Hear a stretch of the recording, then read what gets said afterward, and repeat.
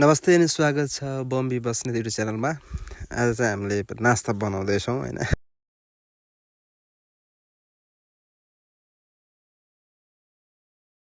Try गर्दैछु। यो मासु हो, चाउमिन चाहिँ हामीले रेडी बनाइसकेका छौँ। यो मासु काट्दैछु र पहिलोचोटि ट्राई गर्दैछु हैन। बनाएको थिइनँ हैन। अब कराई डुसाइसकेर चाहिँ अब तेल हालेको छु र यसमा अब चाहिँ हामीले पहिले नै हामीले यसमा मासु फ्राई गरिसकेका थियौँ। त्यही भएर चाहिँ यहाँ तेल मात्र देखिएन, किनभने त्यो बिच मासु फ्राई गरेको चाहिँ अलिकति भिडियो छुटेछ र हामीले केरो फ्राई गर्दैछौँ। र यसो केरो फ्राई गरेपछि खुर्सानी फ्राई गर्नुपर्ने, तर खुर्सानी चाहिँ हामीले बिर्सेछौँ र पछि फेरि लास्टमा थप्छौँ होला हैन। र प्याज, त्यसपछि हाम्रो धनियाँ पनि छ र गोबी पनि छ र यसलाई मजासँग फ्राई गर्छौँ। अनि त्यसपछि हामी चाहिँ तपाईँलाई कर्मस भिडियो देखाउँदै छौँ। नुन हालेका छौँ र सिम्पल हो हैन। जस्तो बजारमा जस्तो पाउँछ त्यस्तो त कहाँ हुन्छ र हैन। गाउँघरमाको सबै सामान हुँदैन। घरमा चाहिँ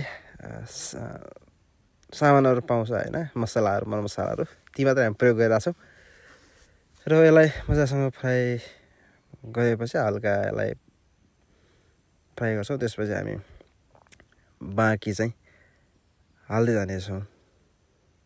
अहिले चाहिँ हामीले त्यो अघि छुटेको खुर्सानीलाई चाहिँ अहिले चाहिँ हालेका छौँ हामीले हैन। अब किनभने हामीले बेच्ने हैन, घरमै खाने हो। जस्तोसुकै त्यो टेस्टी भए पनि आफूले बनाएको चिज मिठै हुन्छ नै।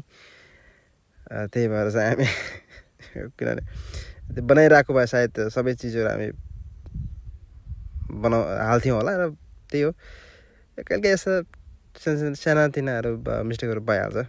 र भिडियो कहाँबाट हेर्दै हुनुहुन्छ, के कस्तो लाग्छ, मन पऱ्यो भने लाइक, सेयर, कमेन्ट, सब्सक्राइब गर्न नभुल्नु होला। र यो मासु फ्राई गरिसकेपछि हेर्दाखेरि पनि कस्तो मजाको देखिएको छ।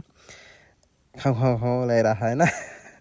र अलिकति नुन कम भए जस्तो लागेर नुन हामी थप्यौँ र टेस्ट गर्दाखेरि पनि राम्रै लागेको छ। र अब हामी यसलाई चाहिँ अब बाँकी त्यो रहेको चाउमिन थियो, अब चाउमिनलाई चाहिँ हामी अघि बोइल गरेर जुन सुपामा राखेका थियौँ त्यो चाउमिनलाई अब हाल्छौँ। र त्यसपछि हामी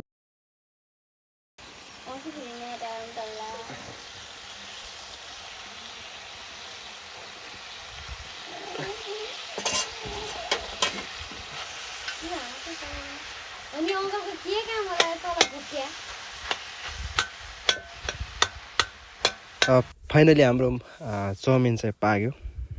अब हामी प्लेटमा हालेर खान्छौँ। र भिडियो के कस्तो लाग्यो लाइक, सेयर, कमेन्ट, सब्सक्राइब गर्न नभुल्नु होला हैन। यदि चाहिँ हामीलाई हेरेर साथ दिनुभयो त्यसमा त्यसको लागि धन्यवाद।